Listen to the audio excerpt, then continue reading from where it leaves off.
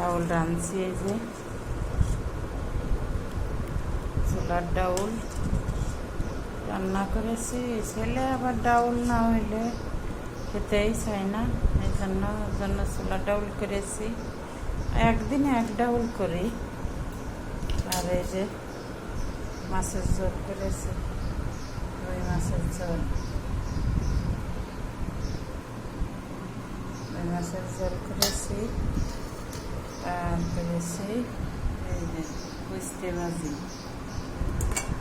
রাত্রে খাওয়ার জন্য, রুটি দিয়ে খাওয়ার জন্য এই যে পটল, আলু, ঝিঙে, বেগুন দিয়ে একটা মিক্স সবজি করেছি।